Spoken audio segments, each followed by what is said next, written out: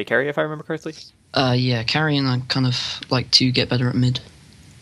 Okay, no, sure. Yeah, we can focus on mid if that's what you want to do. Yeah. Okay, can you link me your Dota buff really quick? Sure. Um,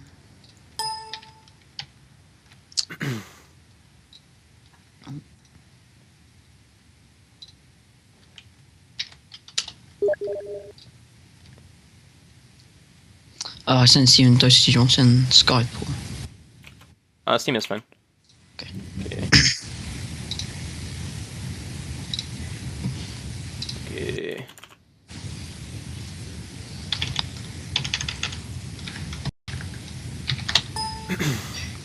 So I'm gonna share my screen in a sec.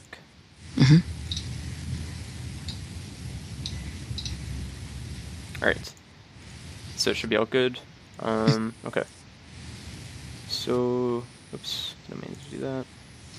Alright, so you play a lot of anti-mage, Podome, okay. Yeah. Okay, this is all fine. Is this your first account? Yeah, this is my only one. Okay. Do you have any other like MOBA experience in the past? Like, did you play League of No, Legends? this is my first. I think I played like it was around about a year ago. Was when I started playing. This was my only account. Okay, cool. So, in that case, like you don't have to worry about your MMR by any means. Okay. You're still like very inexperienced compared to a lot of other players that are higher, so no worries about that. Okay. So, I mean, I don't have too much to say about this. I'll just check, see how much you play. Okay. Yeah, you play about 3 games a day. Yeah, generally. Okay. Yeah, that's fine. I do see like some gap days, which I mean, I understand it happens for sure. Like you just sometimes you can't play, which sucks. Yeah. Do you like do any CS practice on these days or something?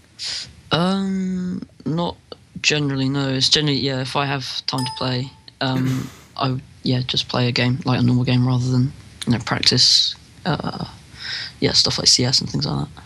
Oh, okay. So on these days when you like literally cannot play a single game, I would try to get like 5 minutes of CSing in. It's not like it's not a big deal, but just refreshing the muscle memory will actually like make a pretty big difference, I think. Okay, cool. That's something that helps me. It's not mandatory by any means, but it will help a little bit. Yeah. Okay. So do you have any like specific questions or stuff you want to talk about? Other than that, we can just jump into a game.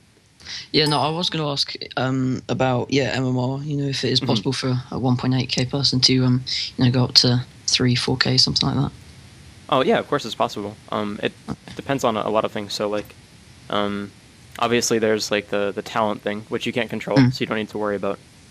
Some people are just more talented than others, and that's the unfortunate truth of it. But really, the thing about being below 3 to 4k is that you can improve just by improving your mechanics, which like you don't need to be incredibly talented to have good mechanics or have improve your mechanics anyway. If you've watched any of my like lower MMR coaching videos, you've probably heard me say like if you increase your CS up to 50 at 10 minutes, you'll win like 51% of your games or whatever just by doing that. I've been trying to do that, but I always end up getting like 43, 40, something like that. Yeah. And 50 isn't like the magic number. Like it's not like you're just going to magically win every game. But that's the general idea. It's just like just by CSing, you'll win more games. CSing affects everything. Like I'm sure you know that. So yeah, playing a lot of anti-mage. Yep, he likes hitting some creeps sometimes. Okay, so why don't we just jump into a game then? Yeah, sure. Do you have anyone in particular that you want to watch? It was any of the mid games really I wanted to kind of improve with. The Lina game, I think, that was probably a pretty good one to go with. Some of them I just get like absolutely crushed, and but, some of them I have like a small chance of doing well. Okay. The other thing I was going to ask was a lot of the time I play in party with people that are like 3.5k MMR, and so I end up playing against people who are generally much higher in terms of skill level or whatever. I didn't know if that was going to be detrimental or helpful or. Well, it depends. If you're trying to win, like doing your absolute best to contribute to the game as much as possible, it can be good. But don't try to get carried. Like, don't just be like, all right, I'm going to let these guys do their thing, and I'm going to not die. You still have to contribute, and you'll get better that way. And especially if you're playing core roles. But Yeah. It's definitely it can be a really good thing actually by playing people who are better than you. Okay. Was this one of those games? Yeah, the Conqueror and the Dragon Knight were in a party with me. Okay, cool. Why don't we watch it then? First thing that I see, okay. Interesting builds here, but yeah, he was a roaming Conqueror, because and yeah, we had the techies as well, which probably didn't help the chances of winning, but yeah, okay. So it was Lina versus Lesh mid. It looks like when you have bounty. Yeah, it was a Lesh mid. Okay. I remember getting 3-man ganks mid. Yeah, with a bounty and Pudge, which wasn't too fun. That looks pretty tough for sure. There are some things you can do though that can help prevent that. The nice thing about Lina is she's very long range, so you never have to like commit very hard for getting CS or anything like that. The bad thing about Lina is if you get hit by bounty or Pudge, you die. That's pretty much how it goes. So yeah. Okay. Yeah, because I was trying to be relatively cautious, but I think the Conqueror was going to get sentry wards, but I think we got ganked a couple of times. Too many. Yeah, you definitely do want sentry wards if you can. Sometimes you're just not going to get any though. So okay. So starting items look fine. Some people do branch plus fairy fire rather than 2 fairy fires. I don't think it makes a big difference. 1 fairy fire is generally good enough, but 2 is totally fine as well. Yeah, I was trying to get the bounty rune so we could get the salve, but there were quite a few heroes there. Yeah, there's a couple of things that you can do in this case. So when you show right here, this is totally fine. This is a good place to stand. Yeah. This is what you want to do every game, but you want to make sure that you don't like go down this cliff, and that way they see you. In this case, like I'm sure these guys gave you information. Yeah. Okay, so let's look at your player perspective. Yeah, so Ursa just shows right here. If anybody else shows like bounty on the alright, this guy just randomly walks out on Viz, but so when he shows here, you should immediately run bottom. Even though you have no teammates there, you already know that there are at least 2 committing top, and it's pretty likely that they're going to try to contest, so you should just immediately beeline down towards bottom. Yeah, and then I walk down. Yeah, and that way like you don't have to lane against somebody with a level advantage or a self advantage, or you at least have a smaller chance of that happening. Worst case scenario is these guys are insane players and they fake you out and they show 2 people top and have 3 people waiting bottom, and that's like their whole plan. But you and I both know that that's probably pretty unlikely. No. Yeah. Alright. This is all fine. Like that you went to block. It's good. Yep, this is really good. You immediately attack him. As soon as he uses lightning, you just attack him once. It's good. And then you back off. Good. Okay. Yeah, I haven't played too much Lean, so my last hit attempts and whatever without using a spell or whatever isn't great. Yeah, it's something you can practice, so it's okay. Yeah, I just find her animation a bit strange. Yeah, no, there's like a huge wind-up, and that projectile is very slow as well. Yeah. She at least has good damage, but yeah. Yeah. Okay. So you don't have to be scared of Lesh at all. Like, lightning only does 50 damage, I think, at level 1 now. Okay. Could be even less. Yeah, it's 50 damage. And then you factor in magic resist, it's about, like, 35-ish. So, pretty bad. The spell is just not good at all anymore. At least not until a little bit later. So, rather than being, like, afraid like this, like, you should be harassing him a little bit. Like, not tanking too much creep aggro, but anytime he goes for a last hit, or even a spellcast like this at level 1, you should just be hitting him. He doesn't really have any answer to that. So just each time he's casting, running up and lightning storming or something, just harass him. Yeah, you can just attack him once, and that will over time make a big difference. He bought a lot of regen, so it's a little bit less good, but it's still pretty good. I didn't know if he bought that wand later on or straight away. Yeah, it looks like he bought it right away. But it's all good, not the biggest deal. Yeah, so you are being like a little bit passive here. Now that he's level 2, you have to respect the stun, but it's pretty hard to hit, honestly. Like, if you're being careful, then you can just harass him effectively. That's the biggest thing that I see so far. Yeah, I always seem, like with most of the mids, I always feel like I'm not being aggressive enough, and then I go aggressive and then I die or something. Yeah, you have to be very like that's the hardest part about Dota is like knowing when you can just go in and knowing when you need to back off and stuff like that. That only comes with experience. There's no magic trick for that. Yeah.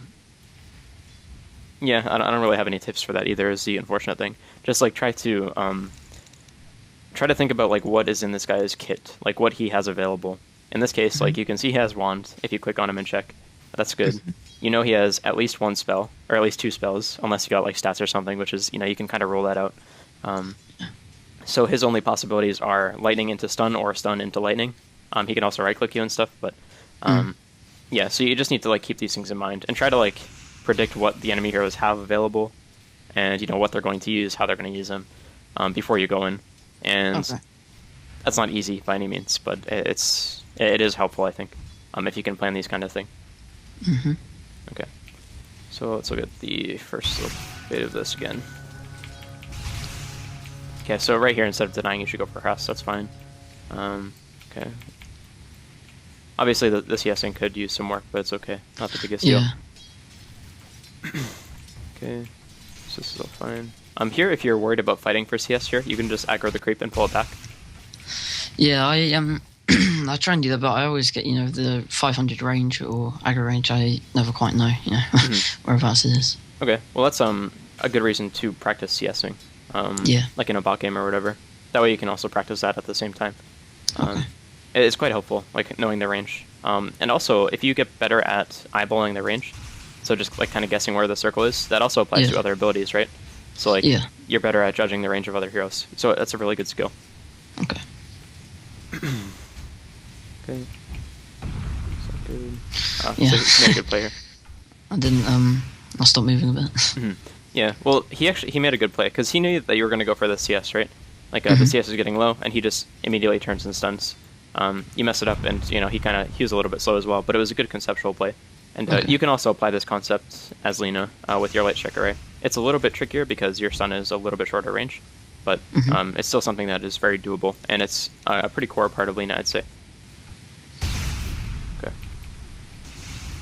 So like, for instance, right here, you know he's going to go for the CS pretty soon, or he should. I guess he's not actually going to, never mind. But, okay, so he's giving up that CS, whatever. Guess he was going to Tango, but you know, here it's going to happen pretty soon, like probably this melee creep. He's going to just sit here and attack, and you can probably land an easy stun. In this case, it's a bit trickier because he's standing still, and like if you just randomly run up, he's going to like, you know, think something's up. Yeah. So you got to be a little bit, you know, deceptive with it, but yeah. Okay. It's all good. It's a good Dragon Slave. You always want to do that where you try to get CS and use your nuke at the same time. It's very good. Okay. Yeah, that ward was pretty helpful as well. Yeah, it's extremely helpful for sure. Haste, money to burn. So what does this guy have? He's got lightning. Yeah, so in this case you should have just turned on him. He had no mana to fight you, so if you just turn here, you can't kill him by any means, but you can make him burn a lot of regen, which is pretty high value. It's a very low I didn't investment. check his mana level, which I probably should have. Yeah, that's something you want to try to get into the habit of. It's just like, start with whoever you're laning against. So if you're laning against this guy, for example, you just, you know, every 30 seconds or so, or every time you see the courier, just click on him and check his inventory and mana and stuff. Okay. So let's look I should have seen the pod coming. I don't know if maybe it was my camera or something. I didn't see him. Let's see. Okay, so this is your camera. Okay, so Pud appears right here. He's on your map. So, this is very, very avoidable. Okay, so that sucks. Yeah, I went right down into the middle of the river as well. Yeah, this was just like a map awareness thing, I think. The camera positioning was kind of bad as well, but the map, I think, like looking at the map in this case would be slightly better, just because you have instant access to that information. Yeah, I was just seeing him walking down. You buy a TP, so it's not, you know, the end of the world, but it is pretty bad. And this is dangerous because, like, you know, these guys can just continuously gank you over and over again, which I hope they kind of do, because that's like the correct play. But yeah, we'll see how it goes. Other than that, I think it was just like looking at the map that kind of sucks. Yeah, because I remember reading one thing about checking the mini map like after every last hit or whatever. But yeah, that's not that a bad wouldn't tip. involve me looking at the mini map very often. I think like every attempted last hit is a little better. But yeah, no, I definitely, that's not a bad rule. My problem with that is like people can often, you know, neglect looking at the map when they're not CSing. Okay. Which sounds kind of silly. So I just recommend doing it like every, I mean, ideally you do it every like 0.6 seconds or something like that. But you know, that's something that a robot could do. Humans would probably have trouble. But yeah, just like literally every time you can think of it, just glance at it if you can. Like try to force yourself to. and it will be helpful as soon, like when you get better at that. So one thing I do want to point out is if you had gone for this harass, like at this top area, yeah, like here, and also a little bit more in lane, Leshrac wouldn't be so high HP. So Pudge and Bounty might be more like hesitant to gank you, or maybe you could get a return kill. So that kind of just goes to show you that like every little thing counts. Yeah. Yeah, I hope that's clear anyway. Okay. Yeah, that does make sense. Cool.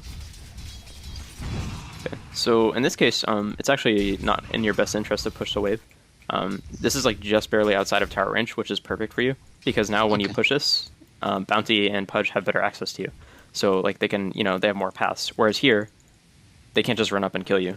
They have to like hook you over a wall or something, which is extremely unlikely in most cases. So yeah, rather than pushing here, you should just keep it frozen here and just like last hit and try to keep the equilibrium right here. And that will keep you very safe for a little bit. At least until you get your bottle. And then at that point, when you have bottle on level 5, you can just go jungle whenever you push out the wave. And that's when it becomes ideal. Okay. Is the skill build right at the moment? Or correct at the moment? Yep, it's all good. You always want to get a point in Fiery Soul at 4. Or 3 sometimes, but 4 is totally fine as well. Yeah, I think I end up maxing Dragon Slave and then Fiery Soul. I can't quite remember. Yep. Yeah, I missed a stun there as well. So let's look at this. Okay, so the stun was a good idea, like it was a good option, but you had to do it before. Okay, yeah. Because basically, like, think about it this way. When Lesh goes to turn on you here, he has to, in order for him to turn effectively, he has to cast spells, right? Like, that's just, that's basic Dota stuff. So if he's going to cast spells, he has to, commit to the spell animation. In this case, it's Lightning or Split Earth. In this case, if you had chosen to use Stun first instead of Dragon Slave, you would catch him while he's locked in the animation. So, like, he has no way to dodge unless he sees what you're doing, cancels his spell, and then immediately runs away. And, like, he has to make that good play in order to get out. Whereas in this case, you chose the Dragon Slave, which isn't bad, right? Like, you get a lot of damage on him. But you could get much more damage if you had landed the stun, because that's more right-clicks, you get an easier Dragon Slave, like all that stuff. So rather than starting out a gank or a trade with Dragon Slave, it's usually better to start with Light Strike Array. Yeah, and look at their cast animations and things like that as well. Yeah, because that's like Light Strike Array is a hard spell to hit for sure, but it can be deceptively easy if you're playing against a hero like Lesh, who has very like exaggerated animations.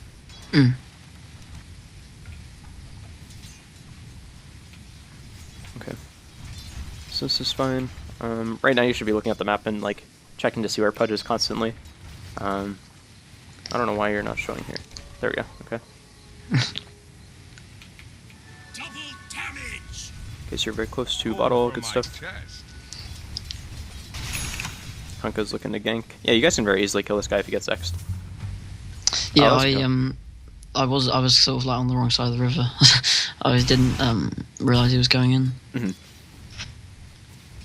Okay, so I think when he walked down there, I think that's when he started kind of like running in. But I probably should have ran forward rather than run back. Yeah, for sure. Also, it's a map awareness thing, kind of. If you were constantly looking around, you could see that this guy is there. And this becomes a pretty easy kill. I still think this was a kill if Kunkka just torrented, and then you Light Strike Array afterward. Basically, as soon as he gets X'd, he also gets torrented, so long as Kunkka is, making a good play. Yeah. So he should definitely die here. You guys at least forced a TP, which is good, but he should have died, but it's okay. Okay. So key things there, we're just like checking to see where your teammates are in addition to where the enemy heroes are. Yeah. Okay, that's good. What the fuck? Alright, so they just they smoked in front of you, and you have a ward here, so it's I hard for them remember to know. seeing that. I just remember just seeing like a weird puff of smoke. I thought, oh, that's a bit weird. But I guessed it was them. But I thought, yeah. Yeah, no, it's smoke of deceit. It's not just like a map effect or anything. Yeah, I didn't know if it was some yeah, cosmetic or something. I feel you. Okay, so yeah, you don't have to be scared at this point. Like all knew that the Pudge was around the right hand side, but we didn't really know what to do about it. Yeah, in this case, like ran away. Since you have so many people here, you should just kill Pudge. Like this is not a tanky hero. Like look, he has 800 HP, which is true, but he has 1 armor, and you guys have plenty of CC, and he also have attackies with suicide. So if he gets X'd, like X marks the spot, he just dies no matter what. Okay. Yeah, and the bounty was there as well. He killed the courier, which wasn't ideal. Yeah, bounty's not going to save Pudge though, by any means. Bounty's only way of saving people is like with items or killing somebody. He's not going to be doing that, this early. So yeah, so you definitely should have in this case just gone straight for Pudge, especially since Lesh was isolated here. He was sitting in mid while Pudge was on the side, so that's important. Basically, when you let Pudge run the game like this, that's when Pudge becomes a good hero. He's really not that intimidating if you team up on him.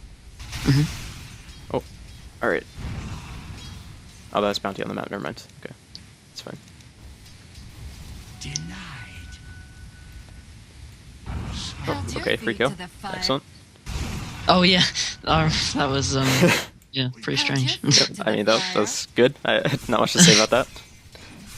Yeah, so you made a mistake here. Okay. Since Kunkka is here, basically this Lesh dies if he gets X'd again, especially since you have Laguna and Arcane Rune and stuff. Yeah. So rather than showing here and right-clicking the creeps, you don't want to give them vision. So when you know that whenever you right-click something and like attack something, you give vision over yourself. Yeah. Okay. So yeah, rather than doing that, you should just like tell Kunkka to go on the Lesh, and then you guys just kill him. Okay. Or should I have? Could I have run like round the side on to his side? Oh yeah, that's an option as well. Or something like that. Yep, you could have done that. Yeah, I remember messing up here because I don't think I had enough mana or something to kill him. Okay. Yeah, because I didn't use the Arcane Rune. Oh, that sucks. Okay. Yeah, I just. Yeah. Okay. Well, let's see. Okay. Oh yeah. Okay. Yeah. So there are a couple things that went wrong here. That's okay. Yeah, and then I realised I didn't have enough. Oh no. Okay. Yeah, I got him, but I You actually can live here. I used everything. So I even Okay. south to the end. Yeah, you made the attempt, which is fine. Obviously execution could be better, but the fact that you did all of this kind of thing is good. But the biggest mistake that you made here is you tried to stun on the X rather than letting Kunkka stun. Like most Kunkkas are, like if they have the cooldowns anyway, they're just gonna torrent right after the X. It makes more sense. They can reliably like time it, and they only have to communicate with themselves, right? Like their brain has to, make the decision. Whereas like if you factor in another teammate and their spell, he has to like time the X, and you have to time your stun, and it's just like it's so much more confusing rather than just having Kunkka cast his spells. So you should generally wait for torrent to go off. There's like a little visual indicator that you can see here. Yeah, it like ends up with like a little pool or something. Yeah, there's like bubbles that form under the X or whatever. So you can wait for that, and then after that, like it becomes really easy because you just. I think if I did it the other way around, I probably would have lived. Definitely would have lived. Yeah, because like Lesh would take the stun damage. It'd be much easier. Yeah. So that's a fairly big mistake, but it's okay. It's something that's very easily fixable. Radiant's bottom tower is under attack. Dire's middle tower is under attack. Better to burn out than fade away. So that's all fine. You do get the kill in the XP, so it's not a total disaster by any means, but still rough. Okay.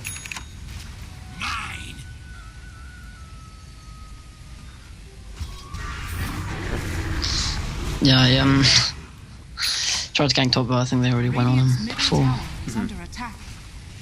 So there's a couple things that went wrong here. Let's look. Alright, so first thing is, you were laning mid, which is fine, and you were going for rune, which is also fine. You don't have to go for rune right now, though, is the thing. Like, right here, rather than going mid, you should push out mid, like the next wave. Like, you know that this rune cannot be taken by anyone, because there are mines here. And this is pretty unique. It's like having a teammate here, almost. So it's very specific to techies, but it still is important, I think. So you keep that in mind, and then you just push out this mid wave, get the XP, and gold and all that. That's fine. And then when you go for the rune, you need to look top and check to see what's going on before you actually commit to this. The rotation was good, like this is a good idea, but you definitely need to like move your camera and see what's going on beforehand. Okay. And this is hard to call a mistake because it's so like you have to think so far ahead in order to pull this off. But basically, when you see Bristle run up river like this, like on the minimap, you saw this little movement here. You kind of have to assume that he's going to try to counter gank or go top. So rather than running through river here, you should just go through the jungle on your way back. Okay. How did he? I guess he saw me on the high ground when I went for rune. Like that's how he knew to run top. Or I believe he just saw you leave lane. Like okay. So hold on. They also could have had a ward, but we'll see after that. Okay, so here. Oh, Bounty sees you. Okay, Bounty's on top of you right now. Oh, okay. So that would be it. Okay, so that makes sense. So yeah, you get the Ursa kill, which is great. But you should have gone through jungle instead here because you saw Bristle. Well, Bristle was on the map. Oh yeah, going through by the secret shop rather than this way. Yep. Okay. Extinguished. So that's fine. You buy your arcanes before you die at least, which is good. Yeah. I also think you die no matter what there, even if you get your stun. So no worries there. Yeah, I almost got denied by the neutral creep because I think Bristle used his thing and he threw the just like the purple ball thing. I can't remember what it's called. Yeah, but I went down to like 4 HP.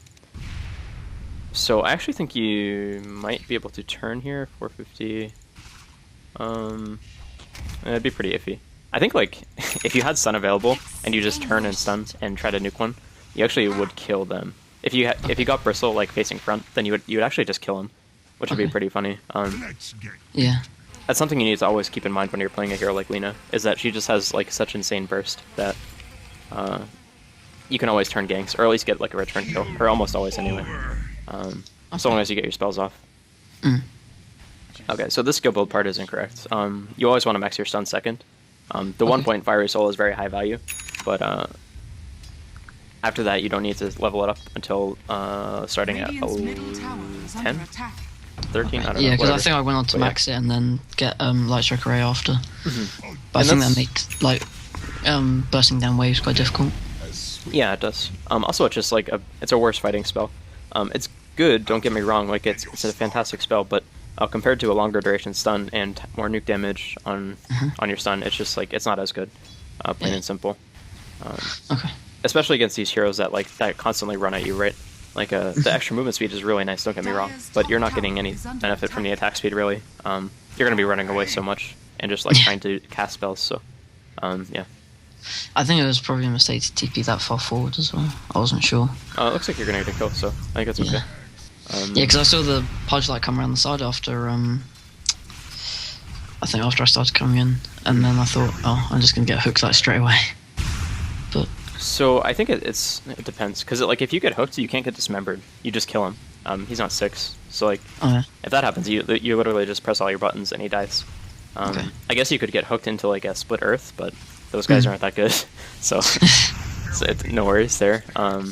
Yeah, so you end up getting a kill, which is fine. I don't think you have to worry about TPing here. That was a fine play. Okay. I don't know why I keep switching. There we go. Alright. So here... Yeah, you don't have to be afraid of these guys. You have to respect them, for sure. But when there are creeps here, you can just, like, nuke them. Like, here you can just slave and then stun the Pudge, and he has to go back to base. He can't stay here. I guess he could salve up, because he just has one randomly. But you can at least force him to use that. And you have plenty of mana, so you should definitely do that. That's kind of like a defensive play. It's like a porcupine play. So when they're running up. Well, sort of. Like, if the idea is just, like, if you do damage to somebody and get them low enough to where they can't, fight you anymore, it's kind of like you're defending yourself in a way. Okay. Alright.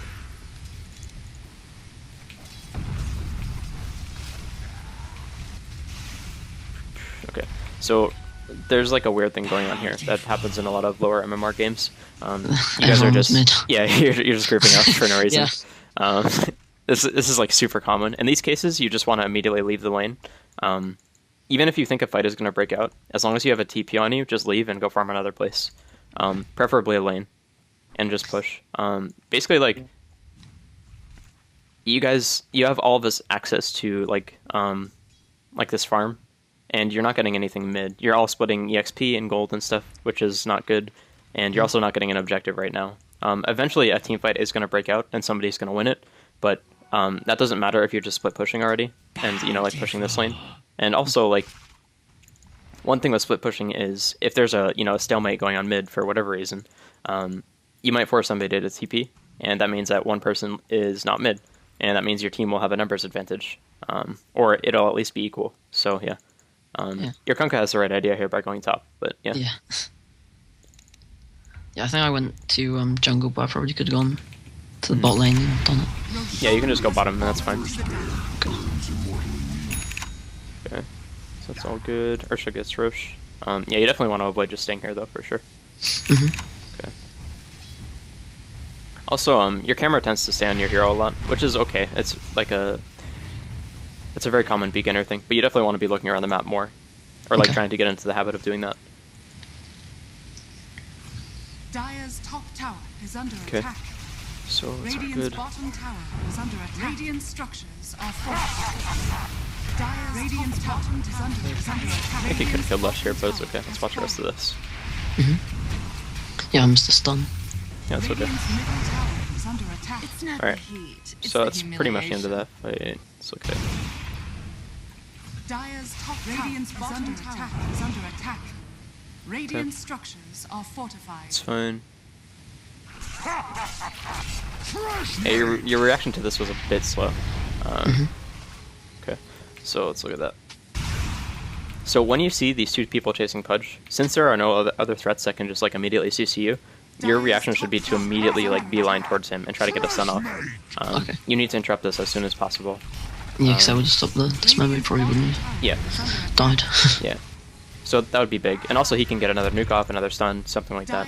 He ends up getting his spells off anyway, but yeah. So that would be big. Here you should just Laguna the Lash, and he'll die, guaranteed. He just like kind of ran under tower for no reason. Don't be afraid of this guy. Like, if you can just turn and Laguna somebody and kill them, you should just do it. In most cases, I mean, sometimes there are situations where like,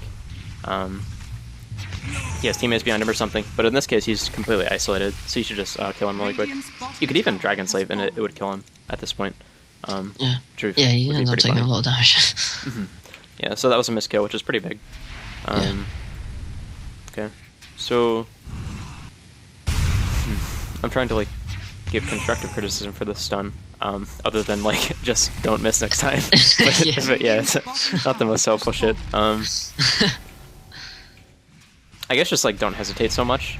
That's the thing. Yeah, I was wondering which way round to go because I didn't know if you loop round the back, but then I thought then I'd be like going straight on into a Bristleback and Bounty Hunter. Yeah, I think next time you should just try to let your spells rip. Aim them as best as you can, as quickly as you can, but try not to do back and forth things like this, because like if they see you doing this, like they know that they're not under pressure really. Like when you back off like this, they know you're not casting a spell, and obviously like when you turn, you know, they know that there's a possibility, but definitely just like try to let your spells go. Think about how you're using them and like try to aim them as best as you can, but definitely don't hesitate. That's one of the worst things that you can do. Okay. First one's up I anyway. completely wasted Laguna there as well. That's okay. It's a fairly short cooldown. No big worries. Okay, Lush really wants to die. That's like the second time in a row. Yeah. He just like charges in. Okay. Okay, Donka takes the rune. That sucks. Yeah, you have to go back to base here. That sucks, but it's okay. It was a good choice. Radiant's middle tower is under attack. Okay, Radiant's middle tower has fallen. I could have glyphed the tower, but it's okay. Okay. Yeah, I wanted to yeah, I wasn't sure because as I was TPing in, I realized it was an Ursa, and you'd probably just run up and overpower.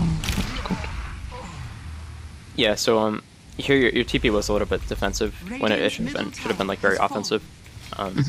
So like you should have just like TP'd as far out as possible. So like you know, about here is the line. Yeah. I don't think it makes a difference no matter what. Kanka also should have cast his boat, so he lives through another right click, but it's a very minor detail. I don't think you can kill this guy anyway because he has ults, but yeah.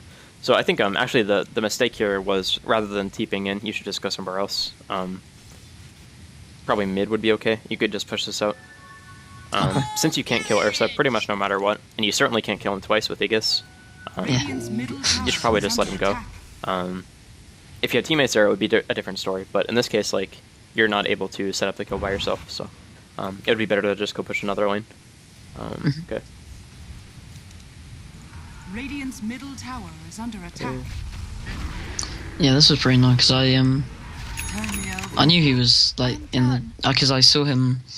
I think there was a ward there or something, and I think I knew that he was in the jungle, but I pushed out of the wave anyway. I thought, oh, I'll get the last creep and then run back. But then obviously, yeah. Yeah, so it would be fine if you did this, if you just got these 2 creeps and then ran back right away. But you went to the side shop here, and you also went for like the cannon creep. Yeah. This is kind of like your death sentence here, is going for this. You just gotta leave it next time. This was the right play, right? Like pushing out the creep wave, 100% good. You just gotta leave the cannon creep at this point, because all the other creeps you can kill very quickly with no commitment really. You can just cast both your spells and they die. So yeah, that's pretty much it. You did see the Ursa on Taki's mines here, so. Yeah, I guessed that he was in the jungle, but yeah, obviously didn't. Other than this, I don't think there's like too much to talk about. In regards to this anyway. Was that a stage when I could? I guess that wasn't really a stage where I can turn Lagoon him or whatever, because you can just overpower, enrage. Yeah, well, I mean, I don't think you have enough HP to kill him, but I think he used it offensively. Yeah, he used it offensively anyway, but still, I don't think it was a possible play. So. I don't think he would have dodged from tower hits or whatever. Yeah, the only thing you do here, rather than running straight, is because like this guy has way more movement speed than you, right? Like he has 355, and he hasn't even popped Phase or Mask of Madness. He goes up to like 1 million at least. 500 with Mask and Phase on, so 1 million. So he's pretty fast, and you're fast too, right? Like you're Lina, but you don't have 3 stacks, so you only have 372. Since this is the case, if you run straight, he's gonna catch you no matter what. Like not even factoring in his Blink Dagger, so it's a big deal. So rather than running straight, you should try to juke here, and just hope he messes up. So go into the this path would be good. Secret shop or something. Oh, into the okay. Yeah, this little path would be fine. Like if he guesses correctly, you're dead. But you're dead no matter what if you just run straight. So you should try to try to make the situation confusing for him. This is actually like I'm gonna get really nerdy here. Sorry, but I think this is called like the enough rope principle. I think, but it's like a game design theory where if you're in a losing position, or AKA a bear is literally chasing you and is gonna maul you. You try to make the situation as complicated as possible, and that way this guy needs to show that he knows the correct play. Right. Does that make sense? Yeah. Okay. So yeah, rather than just running straight, it would have been better to try to juke here. Okay. That's like less reliable. I guess it made his path a lot longer as well. And also that if you stall him for a little bit, that gives your team time or more time to TP in or something like that. Not necessarily. Yeah, because I think that's what I was trying to achieve with the running straight and quickly, but yeah, he definitely runs way faster. Thing would have made it a lot quicker or a lot easier for them to realise. Okay. So also CS counts are like pretty low for a game like this long. You generally don't want to neglect your CS on Lina. Like even though she's a ganking core, she's also like really good at farming. So you should try to like do your best to get as much CS as possible.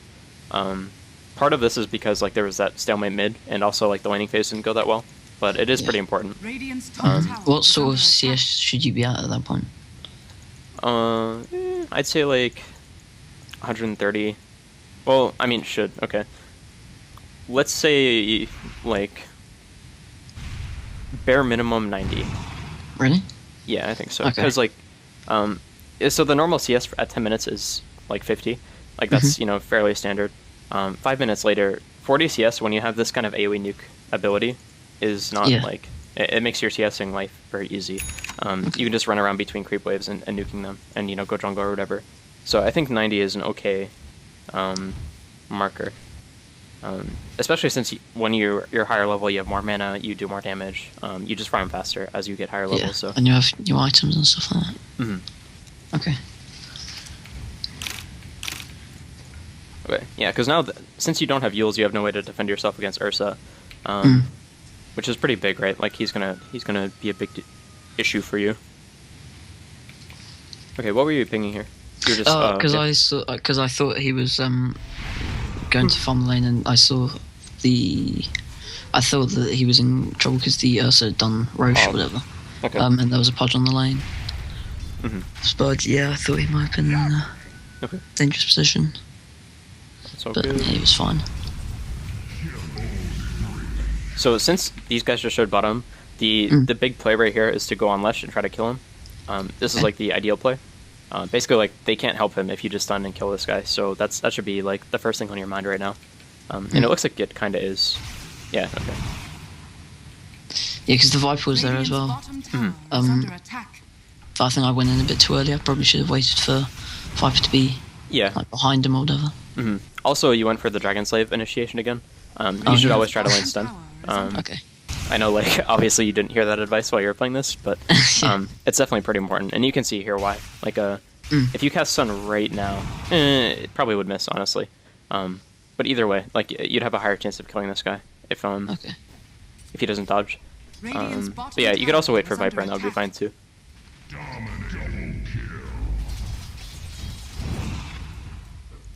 Oh, that's a big mistake. Okay. So going back here is like a huge mistake. Basically, what these guys are doing right now is they're pressuring the T2 tower, right? Like they're committing heroes, like their physical presence, to bottom lane. So in this case, you should look to see if they have TPs first and foremost. Pudge and Ursa do. Then you should just continue pushing and see if you can force a TP while still being safe. Basically, like when you go back like this, you're conceding this tower, but you're not getting anything in return. Like you're not making this a trade. Whereas, like, you could even trade this creep wave for the tower. And, like, while that's not ideal, it's better than just going back to base, right? Like, okay. Does that make sense? Yeah. Okay. Yeah, because, I remember in some situations, if I play, like, a split push carry or whatever, or, like, Nature's Prophet, I do that. But I think because I was playing, Lina or whatever, I probably thought, she's a fighting, or, like, a ganking hero. She'd probably be there for when people are there. Yeah, it's... You're supposed to be there if you can, actually do something there. Okay. You don't have to force it though by any means. Like the worst thing you can do for your team is try to force fights that can't happen. Because like look what these guys just did. They just like did a really good play, or they made a really big play. Is they forced people to TP and they just backed off immediately. Now these guys are just stuck down here. Like there's just 4 heroes doing nothing. I mean, like some of them are farming the lane, but it's really inefficient. And now these guys are pushing top. So these guys just made a really great play. And you could have done something similar, maybe. Yeah. Depending on how they react, of course. But yeah. So yeah, by pushing top, that would have taken some pressure off the T2 tower without actually having to go there. Okay. Yeah, so being aware of like the bigger map movements rather than like one person going to gank or whatever. Yeah, and no, it's super important, especially when you're playing core roles. Okay. So here.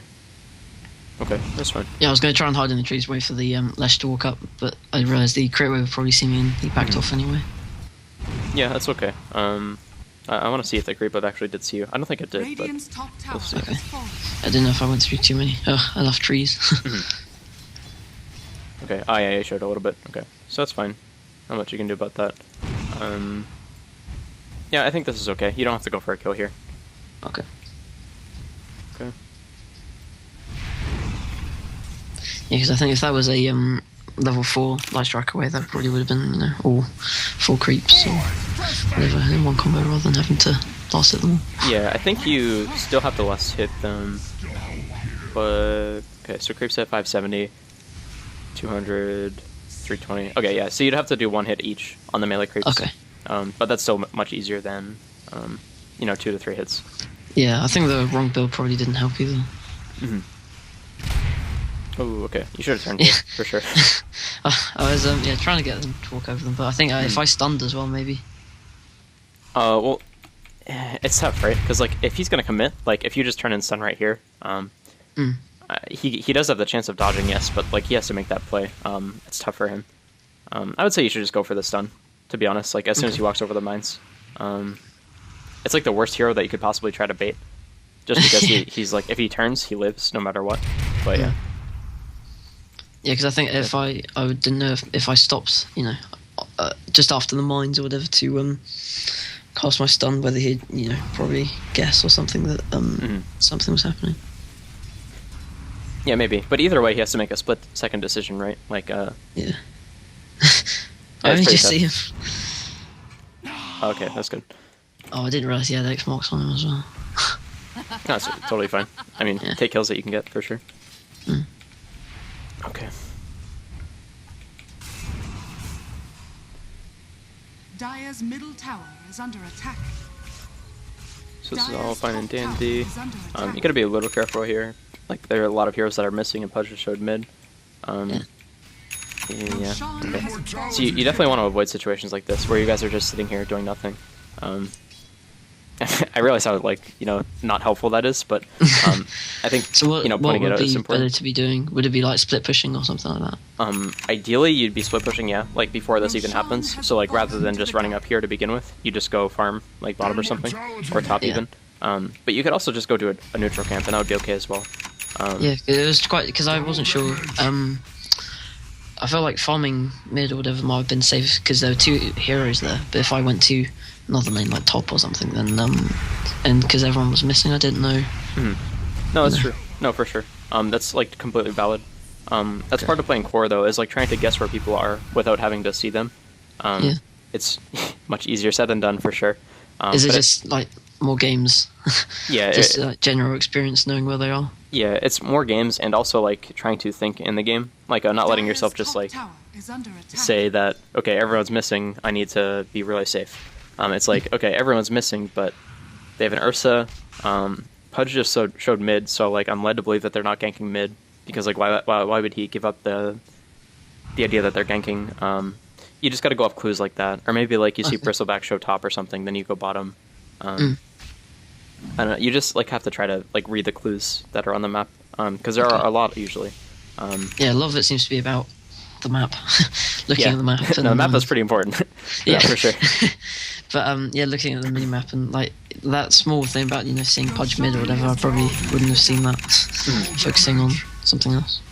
Yeah, no, for sure. Definitely, if you can, try to focus on like laning, and then after the laning phase, just like big map movements. Those are the 2 most important things to learn, for sure, for pretty much anyone. Okay, so this is pretty random. You guys are grouped as 5 again, but it's okay. Yeah, so rather than doing this, like, you have a TP, so you can get to any fight that is important. So don't feel obligated to just be at the start of a fight. Okay. Yeah, I messed up my stun. Well, you were under a lot of pressure. It's understandable. Is the I was practicing the Invoker Yours combo the other day, and with the Yours, it like the actual animation of it, do they like go up per second? Because it looks like it does. Because it goes like he goes higher, and he goes higher again. Because it's 2.5 seconds. Oh, maybe that is the case actually. Maybe it's like every time he bounces up a little bit, that's 1 second. Yeah, we'll see. Because that's what I thought it was when I was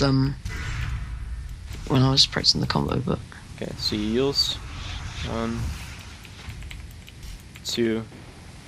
Okay, I think that might be the case. Is like after the second time he goes up in the air. Yeah, because I think isn't Light Striker Raid 0.5 delay, cost delay? Yes. Okay. And I'm not sure what the animation is. Let's check this. Lina. Okay. I like how the first thing that comes up when you Google Lina is like sexy pictures. Like Jesus, yeah. Nerds. All right. It's probably the same with Luna and Morana. Yeah, any female hero for sure. It's ridiculous. All right. Yeah. So yeah, Light Strike Ray has a cast point. No, for sure. All right. So yeah, it has a cast time. Okay. So it's actually like deceptively long because like it's not just 0.5 seconds because like the effect delay itself has a 0.5 second delay, but that's after the spell is already cast. But you still have the wind up animation where you like lift your hands in the air. Yeah, because I didn't know that. I didn't realize that it was just the time for the spell, without the actual casting animation as well. I'm pretty sure that's the case. Yeah. Okay. So you probably have to do it a little bit before, half a second. Yeah, about that. Best thing to do is just like practice the timing. You can use the visual indicator with the bouncing Yules thing. I usually just count down in my head, or like I get a general feel for it. But yeah, that's okay. It's up to you completely. Let's look at the fight though. Okay, so you guys are grouped mid for no reason, but it's okay. Happens. Alright. So then here, okay, you dodge the thunderclap, which is good. Here, rather than using Yules, you should just stun. Like, he's already stunned, so he can't magically get unstunned. So rather than Yulesing, you should just stun him. And that means that during that whole time, you can also right-click him, and Dragonite can be right-clicking him, and all that stuff, and you can get more spells off. But when you Yules, it kind of like resets the fight in a way. because like yeah, so you have to start over again. Right, right. Does it purge Fury swipes? Because I I'm not know sure. it purges some things. I don't think it purges Fury swipes, no, but it might purge Overpower. I guess we'll see here. Okay. I'm pretty sure. Oh yeah, it does. Okay, that's cool. Interesting. Okay. No, because I found out like 3/4 of the way through the game that yours purges track, or I remembered that anyway. Yeah. No, so that's that very would good. have been more helpful to know earlier on. Yeah, I'm not sure like how you could apply the Overpower thing, but it's not a bad thing to know for sure. Yeah. Okay, that was a big high value shuriken. Oh yeah, he gets a double kill with it in a second. Oh, the blade mill. Okay, yeah, that's rough. Yeah. Yeah, here it comes. Okay. And then So- double bounce or Yeah. single bounce. That's rough. My only issue with this fight so far is like the Yule Sing, not stunning right away. And also like your camera control is kind of iffy. You have no business watching this. Well, I mean, your only business is like you being here, but you don't need to watch yourself here just because like there's so much else going on. Like you move it slightly here, which is good, but yeah. Yeah, I think I probably need basically a bit more confidence in knowing where my hero is without actually seeing it. Yeah, no, for sure. Spatial awareness is really important. Thanks, mate. Alright, so that sucks. Radiant's bottom tower is under attack. They don't have the best high ground team though, which is good. As long as you guys don't like chain feed. You can hold high ground. Okay. Oh wait, this is really, really good. Okay, BKB. Yeah, I messed that up, but I think it was his 10-second BKB that he used there. Yeah, I don't think that any human can actually do this because it has to be frame perfect, right? Like it literally has to be one frame that you have. Like that's not very much time. One frame is not much at all. Because like if this guy's in this situation, he's just like spamming the fuck out of BKB. Yeah. Like so I wouldn't worry about that. I would not call it a mistake. Okay. If anything, I think if he was stunned, maybe he would have died. But it was actually getting the stun off that was tricky. Yeah, well, it's tricky as an understatement. I think it's like impossible. Well, not impossible, but you have to be like a robot to pull it off. So I wouldn't call it a mistake. If anything, the only thing that was a mistake was you actually completed the cast animation. You could actually do the same thing here without committing your stun. You could just like cast it, let the animation go off, and then cancel it last second. Okay. And that way this guy like has to BKB because like he can't just assume that you're gonna cancel it. Okay. So that's something you could do. But So is the timing for cancelling it? Is it the it's not within that 0.5 seconds? It's within the actual wind up animation. it's within the animation before that. Okay, I think I need to do that with like more of my heroes because I played Morana quite a bit. And learn to cancel arrow or hook or whatever if you're playing Pudge. That'd probably be pretty helpful. Yeah, no, for sure. That's definitely important. What's the best way to practice that? Is it just to play games and like consciously think about it, or? I think the best way to practice that specifically is to actually do it in like a custom game. Like just mess with the animations. If you're gonna play Lina games that day, just like you can last hit for 5 minutes, and then if you want to practice that specifically, you can just run around and cast your spells in what the fuck mode or whatever. So you just type this in the custom lobby. Okay, yeah. So that's the best way to practice that anyway, in my opinion. Just casting the spells. I think it's quite good. Okay. Radiant's middle tower has fallen. Okay.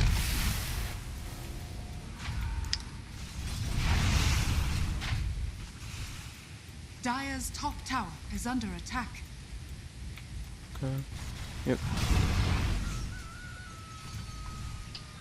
So at this point, you still have to be a little careful about like choosing to group. It's tricky, but since these guys are showing bottom here, your first reaction should be to go top and just try to pressure here. Like it's all about constantly pressuring like weak points. And right now, the only way they can cover this tower is by TPing. And if they TP, then they can't get the T-true tower. So rather than just going for a random kill here and relying on these guys to make a mistake, you should just go top and make the the high percentage play. Okay. So that's all good. Because like here you're not really doing much. No, I'm just sort of like sitting back. Yeah. Yeah. Okay, that's awkward. That was because I got my blink and then I switched my Yules and my blink hotkey. Okay. Yeah, that wasn't too good. Yeah, that's scary for sure. Do you use the same hotkeys for your items every game? Yes. Yeah, I quite recently changed them when they did that spring cleaning update. I changed them around a bit, but I think it's because I switched them over and I went sort of tunnel vision and wasn't really thinking about which item I was using in which slot. Okay, cool. So just to reiterate real quick, because I don't think do you like if you buy a blink dagger, do you put it in the same slot every game? Oh yeah, sorry, yeah. Okay, no, it's okay. Yeah, so that's something that's important. You should definitely do that. Okay. Same thing with like stick and TP and stuff like that. But yeah, as long as you do that, it's okay. So this was just an error. Yeah, I ran away pretty quickly after that. Yeah, it's okay. You didn't get punished, so it's whatever. I don't think they had many ways to punish you actually, but it's okay. Yeah, so I'd say the biggest mistake with this is just not being top right now, rather than being behind. You have to TP eventually for sure, but yeah. At what point would it be like this point when they're like diving tier 3 when I beat, or would it be before that? Yeah, it would generally be like when they're diving T3s. Ideally, you do it like the second they're overcommitted. Like there's a point where if you TP in and they're diving, that they can't get out without killing you. So that would be the point that you would TP. Yeah. It's pretty dynamic. It changes every game depending on heroes and positioning and all that. But there's generally a point that they cross where you would TP at that point. But until then, you should definitely be pushing and just trying to pressure and like making the decision harder for them. Because like the correct play for them is just to do exactly this and like run you guys over. But if you're constantly pushing top and maybe you got this tower and you're already hitting the T2, maybe they make a mistake and just TP top. And instead of just killing your racks, they make a mistake here. Yeah, because I was worried because if like trading a tier 1 for a tier 3, I just wasn't sure how that would whether it'd be the right play or not. No, it wouldn't be the right play to trade the T3 for sure, but well, it actually would be because like you guys can't fight them no matter what. Like even if they're hitting your T3, it doesn't matter if you can't fight them, right? Like this Rex is theirs. It's just a matter of time. So you might as well go for a trade. So get at least something back in return, really. Yeah, something like that. Like maybe that gives your I don't fucking know. You guys have no good heroes, so maybe it gives your Dragon Knight his BKB or something like that. Like obviously it doesn't, but it would make a difference in another case when you didn't have people who are all building Shadow Blades. Yeah, I remember my friend, he bought Shadow Blade and then he realised that he was playing against Bounty Hunter and that the Dragon Knight had bought Shadow Blade as well. Yeah, and Viper's working on his as well, so it's a little silly, but it's okay. Optimization wasn't great. But yeah, I think you understand my point with the split pushing thing. That's definitely something you want to implement. One thing about that, at your MMR, people are going to hate you if you do that, and they're going to think it's your fault that the game was lost. But like, if you think about it this way, like, this Rax is already theirs. Like, they even like, let's go back.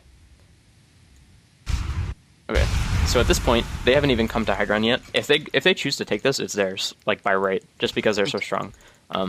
Unless they choose to like dive T4s or like the fountain or whatever, they can just take the Rax no matter what. So if you're here, it doesn't matter because you can't defend, like no matter what. So it's doing something more kind of helpful. Yeah. Top.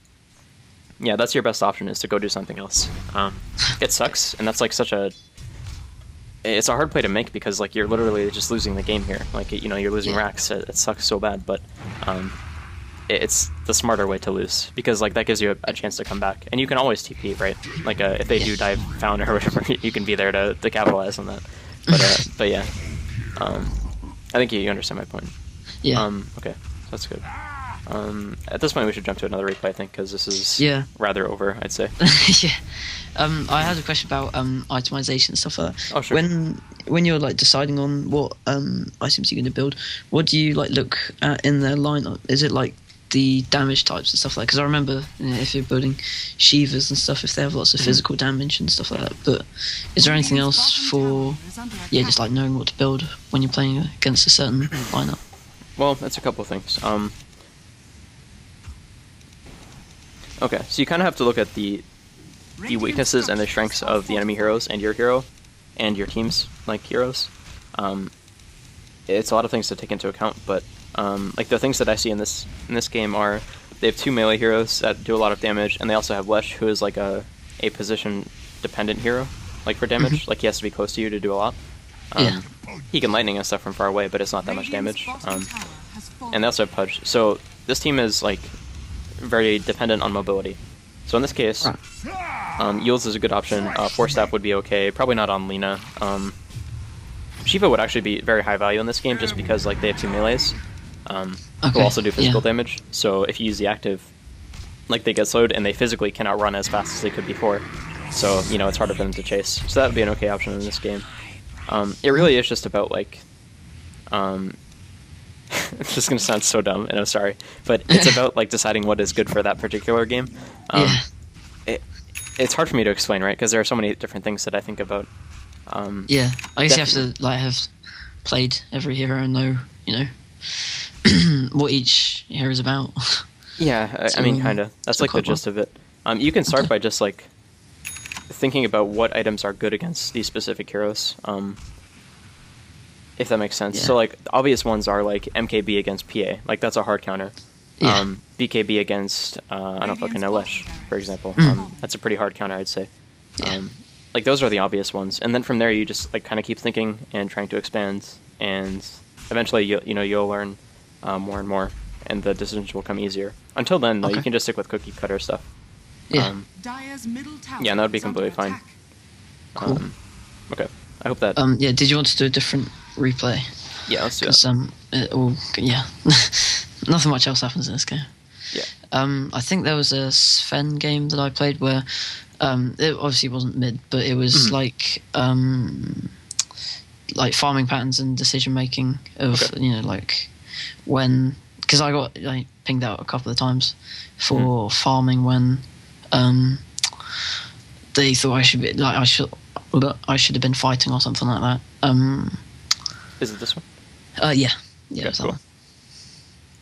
So yeah, that's gonna happen a lot if you're playing carry. It doesn't even matter if you're like RTZ. RTZ would get pinged when he was at 1.5k, like if he was ever there. So don't worry about that. Just try to like objectively make better decisions as much as you can. That's the best thing you can do. Okay. So this went for an hour, and you have 360 CS. That's pretty low, I would say. Okay. You want to shoot for around 400 to 500. I'd say like 450 to 500 is good. Okay. Because at that point you're going to be 6-slotted no matter what. But there's still going to be like situations where you need to push waves, just because like creeps control a game. Yeah. So that would be important. Okay. Yeah. Probably, yeah, because the whole farming pattern thing and stuff like that is yeah, I guess quite important. Because like whenever I watch programs and stuff like that, because I remember I think it was EG playing. And Sumail gets off to a bad start at mid, and he still ends up with like a ridiculous amount of farm, like not very far into the game. Yeah, but that's just because he gets lucky. I do like the same. I go like 0-2 or whatever, and I have like I don't know an iron branch at 15 minutes. Yeah. No, that's just because Sumail's team is really good. That's credit. But yeah, no, you're absolutely right. Like Sumail is really good at recovering, especially like since EG plays around his mid a lot. Like they prioritize it, or at least the old one did. He's able to recover that way. But you can also just do this on your own, right? Like if you play with him in pubs, he does the same thing. Most of the time he wins lane just because it's a pub. But if he ever gets like camped or ganked or whatever, he just goes to the jungle and recovers, and he's a really efficient farmer. So that's what he's good at. So yeah, you're absolutely right about that. Replays and stuff like that. Yeah, ideally if you like stick to a couple heroes and just like watch replays of pro players playing those. So like Sven would be a great one if you want to learn how to do that, and like maybe I guess Lina mid is okay. I don't know if people even play that anymore, but yeah, because yeah, because I used to quite enjoy playing Storm Spirit, but obviously he's pretty trashed here right now. Yeah, not a very good hero. I think he's like playable, but you have to be really good, and it has to be a good Storm game. So yeah. Yeah. Alright, so this is some weird stuff going on right now, but yeah, the Spirit Breaker was sort of like contesting me for CS. Yeah, he's also messing up the equilibrium, but there's not much you can do about it. Yeah, I don't think I had complete control over the where they were either, but that's fine. All you can do here is just try to CS and take kill opportunities when you can. Don't let this guy tilt you. I mean, like he's taking CS, yeah, but it's whatever. Not much you can do about it. Yeah. Okay. Go up, that's good. In cases like this, where you're getting harassed a lot, you should pull the creeps back. So do the aggro trick. Okay, yeah. Like right here you could do it when this creep gets low. Yeah, like right now. Yeah, you do it right So you there. just do it for like each, like every last hit you want to get or something like that? Or pretty do you just much. want to get It's like a couple of creeps in it, or just like individual ones? Any CS that you can get contested. So like anytime you're gonna get right-clicked by Rasa, you want to try to do it. Okay. That way he has to like work for it, every time, and that's pretty important. Like any way you can make the game harder for your opponents to play is extremely high value. So you want to take that. Yeah. Yeah. So definitely just do that against ranged heroes or even melee heroes. It's okay as well. Basically, anytime you're gonna get contested on the CS, that's when you can do it. Okay. Yeah, because normally if I was playing like I don't know, an agility carry, then I'd just get like a poor man's shield or whatever and like stay the same. But I think well, even then it's very high value. Okay. Like any damage that you can prevent is so huge. Like unless you're literally taking 0 damage from a right click, you have like poor man's shield and like 50 armor or something, which obviously you don't have. You have 10 times less than that. But yeah. So unless you're literally taking no damage, then you generally want to avoid as much as you can. Because that stuff adds up over time. Yeah, and it's just a good habit to get into. Like, I don't know. Okay. Okay, so that's all fine. Yeah, you want to avoid trades like this. Sven is a strong hero, and he's good at trading, but he's not, like, that good early on. And Void is, like, the king of trading. Like, the only hero that can out-trade this hero is Anti-Mage, and that's because Anti-Mage just burns all his mana. But, any other hero faces Void out trades guaranteed. He just like because he just redoes it or just like gets rid of it all. Yeah, and also not even that, like just that, like he can heal himself and that's great.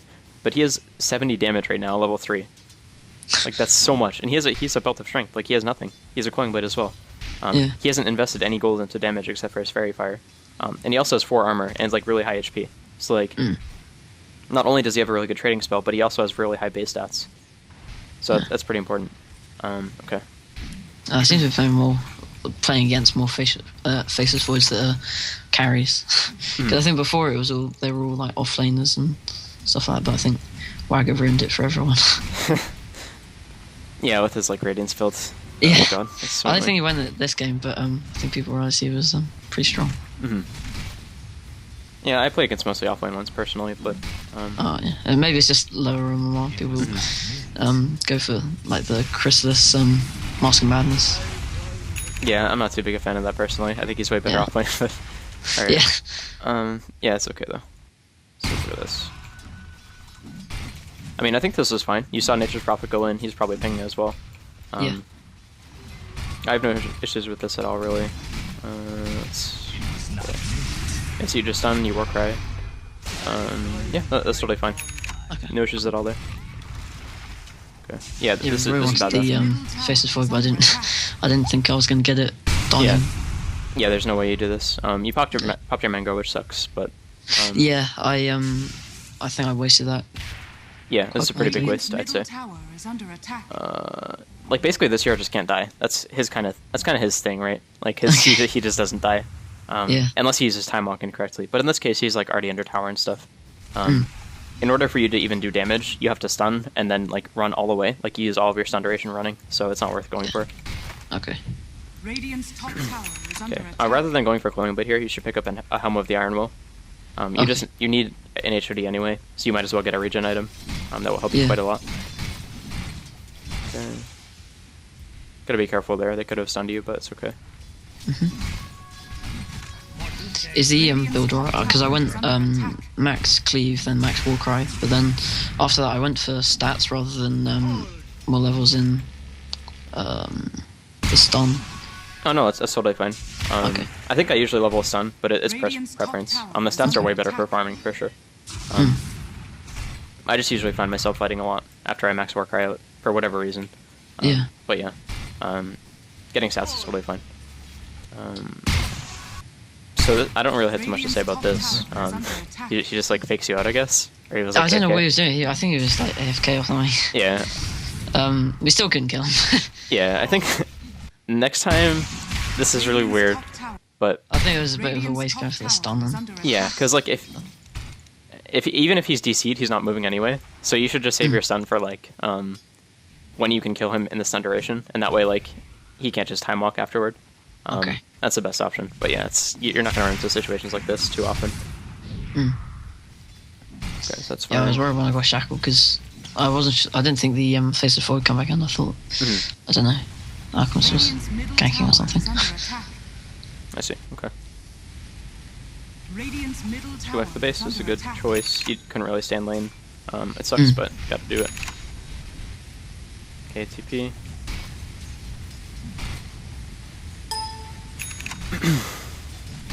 Okay. Radiant's middle tower is under attack.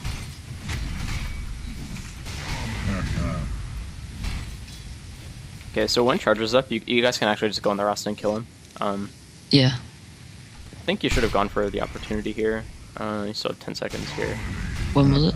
It's When was that? coming up Was right it- now, I think. Like right here. I think you just turn and stun this guy. And charge is going to be up soon enough, so it's okay. Uh-huh. So you I just guess stun and with then work stun right up. duration, it probably would Yeah. have Mhm. Okay. And also, like, even if he's unstunned by the time charges up, like, his only option is to turn and hex. And, like, yeah, that's just hard to do for a lot of people, so going for the stun here would be way better. Yeah, so just stun right here, and then, you know, Spirit Breaker will charge pretty soon. I think he dies pretty much no matter what. There's no Radiant's chrono or middle anything, tower so... is under attack. Also, when the Faceless Void walked back, I think it was just after the Rasta, but he like walked back to lane. I think Time Walk was on cooldown. We probably could have gone there as well, maybe. Oh, maybe, yeah.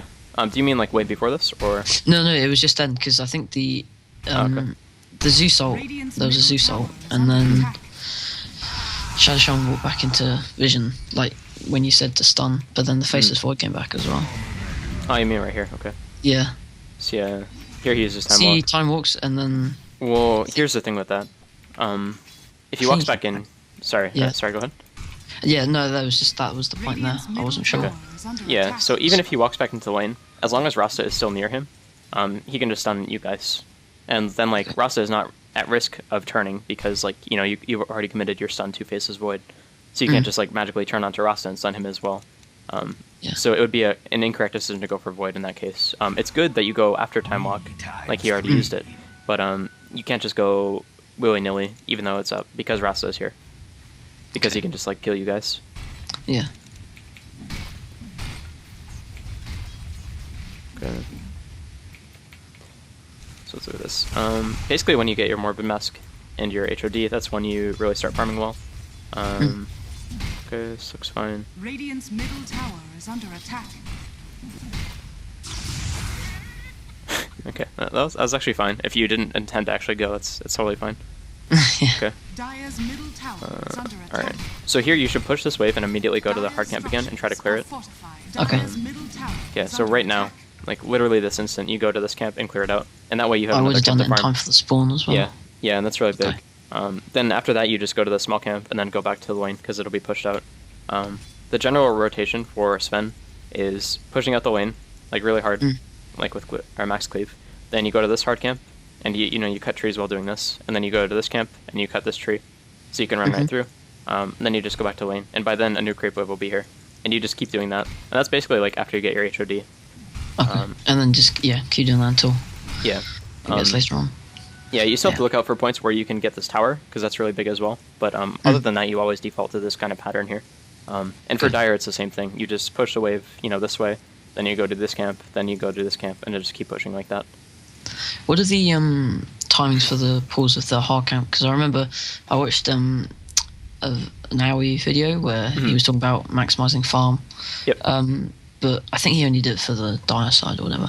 But I just didn't know what the right times were for pulling it into the creep wave. Yeah, it's about 53 seconds for the hard camp. Okay. And that will also stack it. Part of the reason Aoi did that, though, is because Morphling can't farm stacks on his own, so he needed the creeps to tank. Okay. The creeps.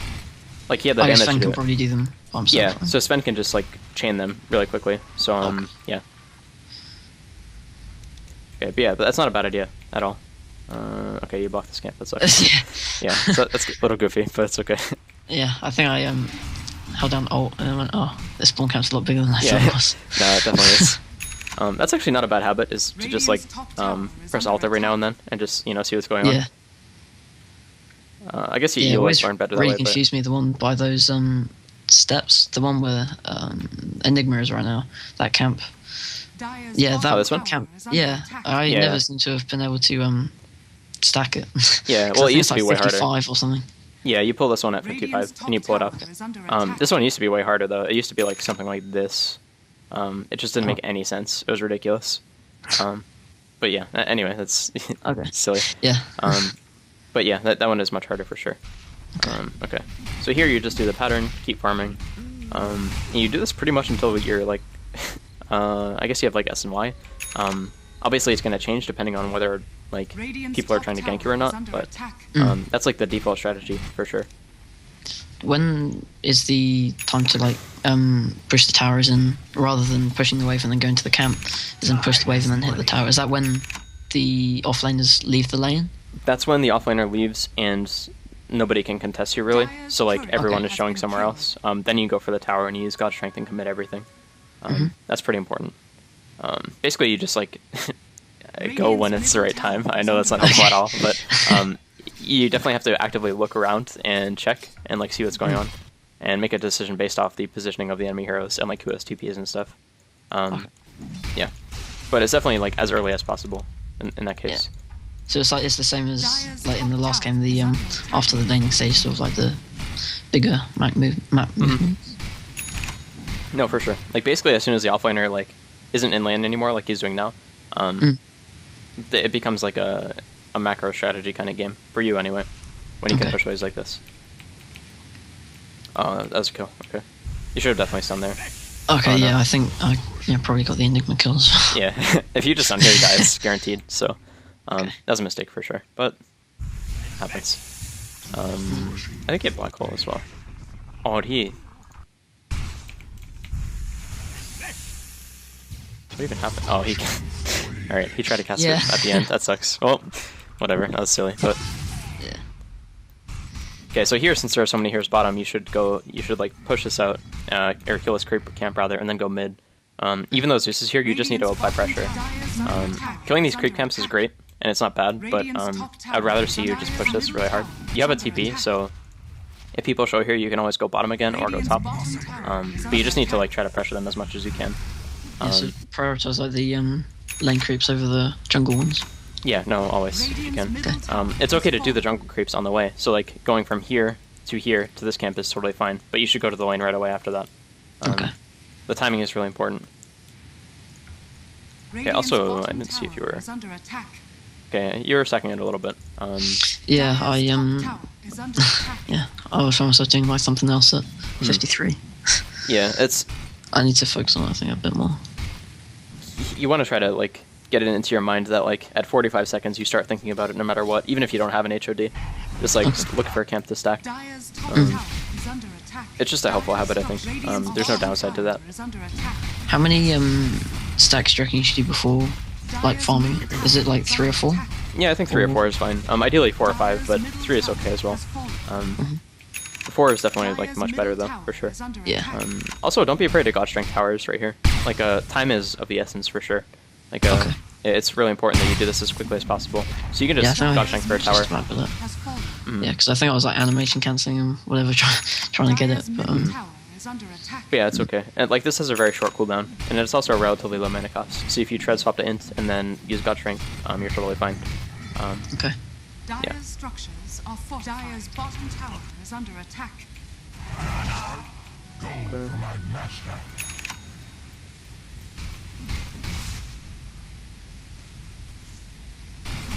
Is the CS count around about what it should be? I'd say it's a little low, but it's okay. It's better, like, in comparison to the last game. Obviously, it's different heroes and different situation and all that, but... yeah, and I think I had, like, a lot more space in terms of, like, outside of the map to farm it. Yeah, so it's, like, below par, but it's better, so it's okay. Okay. I'd say when you're Sven and you have total free farm like that, after the laning phase, should probably be at about 10 per minute. Okay. Yeah. So that's... isn't it 4 creeps per wave and then like 2 jungle creeps or whatever? Yeah, it'd be about 2 camps. And you can do that very easily by just, doing this rotation, right? Like, I guess it's, you get, no, yeah, you could very easily do this, like 10 per minute. So, like, this is 3 on its own. Most camps have 3 or 2. Then these ones have usually 3 or 4. So yeah, that's very doable, I think. In addition to the 4 from each wave. So, like, there are 8. There are 8 creeps that go bottom lane per minute, like early on, just because there are 2 waves. So that's very doable for sure. But 10 CS per minute is totally fine. Okay. And you also have to catch up a little bit too, because like you only get 4 or 8 per minute at the start of the game, and that's if you CS every time. So, or you get the every CS. So. Yeah. All right, so you do the stack. That's good. Yeah, I mean at this point it just becomes like pressuring as much as you can, and farming as much as you can as well.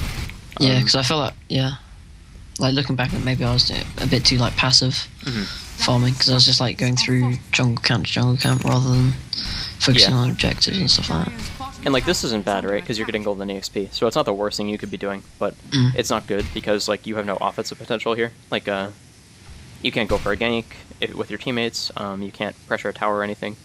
You're not affecting the game at all by doing this, except for the part where you can like get really strong, and that affects the game in a sense. But yeah.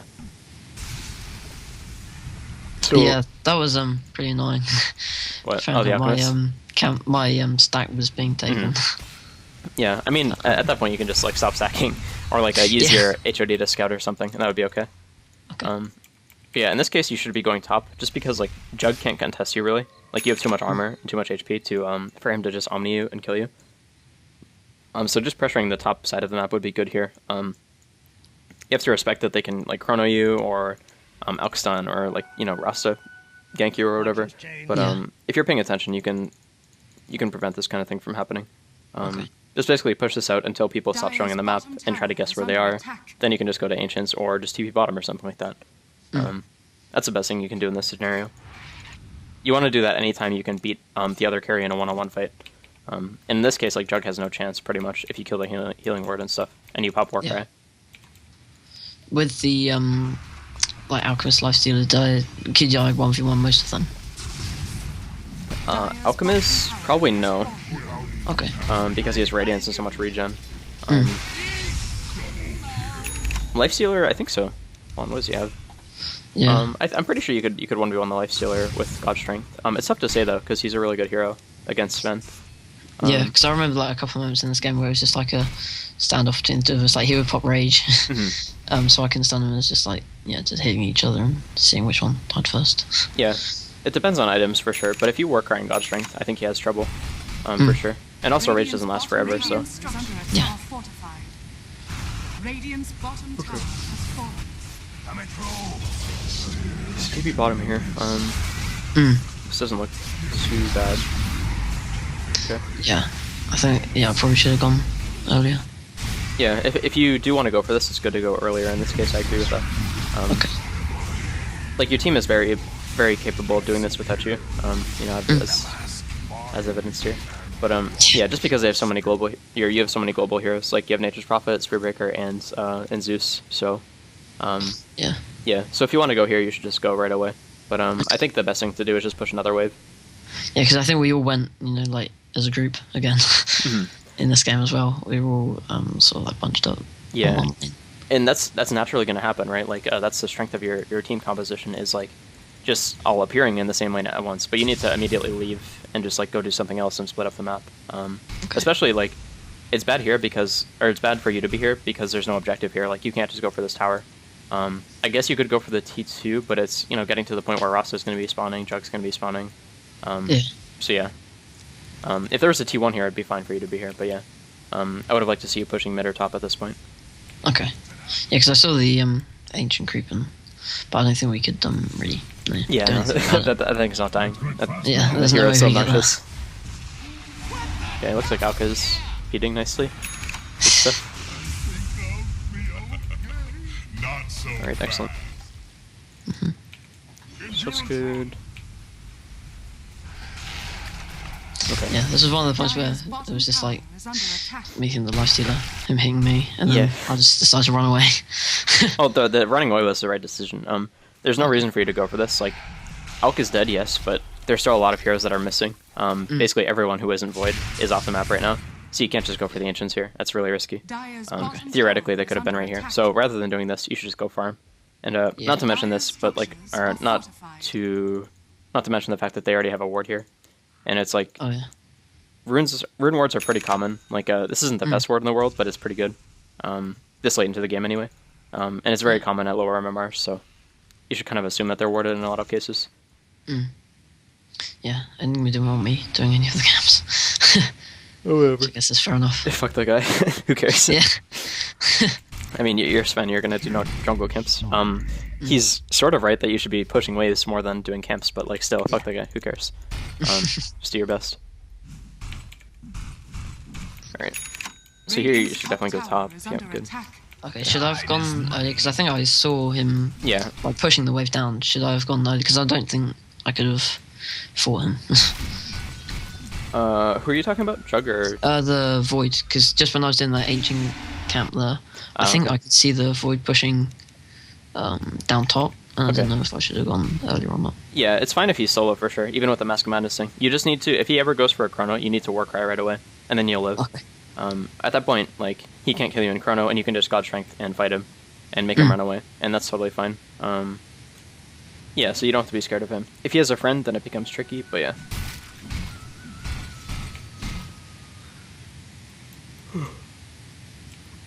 Yeah, I went around there thinking I still had my Quelling Blade.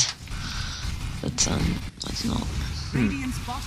I think it's worth it to drop your stick, actually, and take the Quelling Blade. Rather than Quelling Blade? Yeah.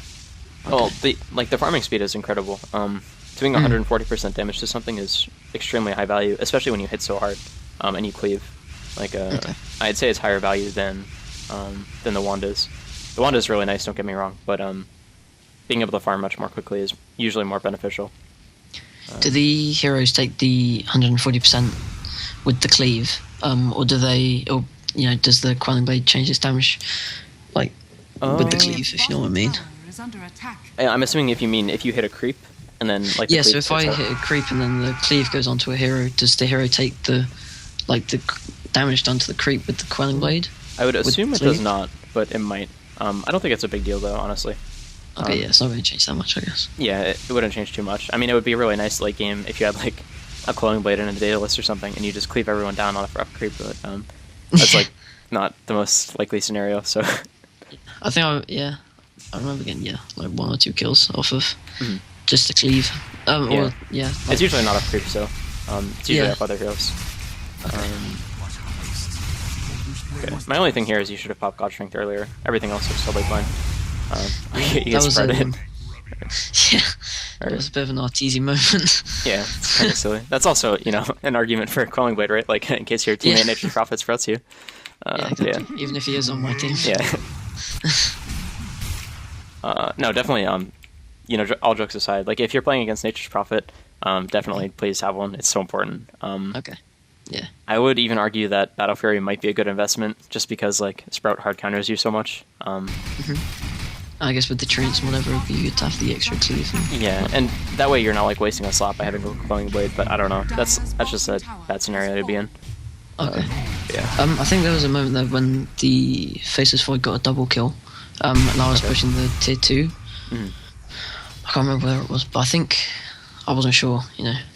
Whether the tower was more important than the Zeus and the something else. So it's gonna happen right here. Top. These guys are just dead. You can't do anything about it. Even if you TP right now, like you don't have the mana to TP and stun. I guess you don't have it even if you tread swap. So you can't do anything about this. So just get the tower, 100%. If you had more mana, then maybe you could argue that you should go for this, but I don't think so anyway. I think you should just go for the tower here. That's like a guaranteed play, so I think it's fine. Right. I think these were the same people I was matching with in the last game, the Lina game. I think so. Because they were a 4-stack, I think. Could be. I don't recognize the names, but could very well be. I think it might. I think it was the same. I can't remember if it was the Lina game. It might. No, it wasn't that Lina game. It was a different one, I think. But I've played with these guys like the game before. Okay. So yeah, here like you can't fight this guy because you don't have God Strength. That's pretty much it. Okay. You could tread swap here and like do that, but it'd send you right for a stun. But yeah. So using God Strength would have been a little better here, but he can still run away at that point, so it doesn't matter so much. Okay. Would I have killed him if I had used God Strength rather than? No, because he can just run no matter what. Well, I mean, maybe if he tries to fight you, you could kill him, but most people. Got armor as well. Yeah, most people, if they're gonna die, they run away. But maybe this guy is aggressive or something. But yeah. Okay. So I think wrapping up for this game, it was pretty much just like you haven't done too poorly by any means. Like you have 200 CS at 27 minutes, which is like below par, but it's still pretty good for your MMR for sure. Obviously, try to get as better as you can at this, but yeah. Other than that, I think it was like just some minor lane decision things, equilibrium stuff. It was a bit of a weird lane, so not too much to worry about here. Yeah, and late game I went for an AC because I thought they had like 4 cores or whatever that will do quite a lot of physical damage. Was that the right item? That's excellent. Yeah, it's really good. Okay. You can go for it after a BKB or just after SNY. Either one is totally fine. Okay, yeah. And Davis as well I went for, but I wasn't sure because like enough damage because the Lycia was pretty tanky and so was the Alchemist. But, yeah, it's not bad. Something better. I don't think Daedalus is bad. It's just weird. It's really like gimmicky in a sense that you like rely so much on the crit. But I think it's not horrible. I don't think you can go wrong doing it. Like the other option. Most people go for like Moonshard nowadays, so they just go for raw attack speed since he has such high damage anyway. I guess you could go for MKB as well if they have a lot of like evasion. Daedalus is fine too, honestly though. Like you don't have to worry too much about it. Okay. Yeah. It's Basher an item because he hasn't got like huge attack speed or whatever, so you can't really lock people down. I've seen some people get Abyssal, but I can understand Abyssal rather than. I don't think Basher is an option, but if you're going for Abyssal, then going Basher is the natural progression, so it's okay. I don't think you just go like casual Basher though. Yeah. Yeah. Okay, cool. Okay, so big thing from this game is just like this farming pattern here, like the default one, and pressuring waves and stuff. So is that when I get like more of a free lane from the offlaner? So if it's like a solo offlaner or whatever, I can do that pattern? Yeah, or not even necessarily. If you can't even zone the offlaner, like he just lanes, then you can just do that as well. Then you don't have to deal with him. And you can just farm really hard. Like that's the best thing to do usually. Is that the point once I've got like some sort of regen like... yeah, HOD. HOD, yeah. Yep. HOD and Cloying Blade are the 2 keys to that for sure. Okay, cool, thank you. Yep, of course. Do you have any like final questions or anything like that? Yeah, what was the like overall for the mid lane and things like that? What were the like things I should work on just to be general better at mid? Was it? I think it was like the harass. Map awareness. Yeah, harass and map awareness were like the 2 biggest things from that game. Just like being a little bit more aggressive and like trying to go in when your opponents are weak. So weak could be either at low HP or it could mean like they're locked in an animation. Like Leshrac is going for a lightning or a stun. So then you use Light Striker right at that point. And also like the harassing as well, which is important. For the same reasons. So the harassing like lets you get to the point where you can actually like kill them or whatever. Yeah. And because I always find like in my mid lane games or whatever that it's like quite rare for me to actually kill the mid laner in lane unless there's like a roaming support or something like that. Just like to kill them solo. Like you can't just kill most people 100 to 0. So the harass is what like primes them for the kill or whatever, if that makes sense. Yeah. Gets them ready, so to speak. But yeah. Okay. So that's pretty much all I got. I hope this was helpful. Yeah, it was really helpful actually. Thanks very much. All right, awesome. Thanks for your time, dude. Cheers. Yeah, if you have any questions later on, just feel free to Skype me. Okay, cool. Thanks. All right, cool. Peace, man. Cheers. Yeah, bye.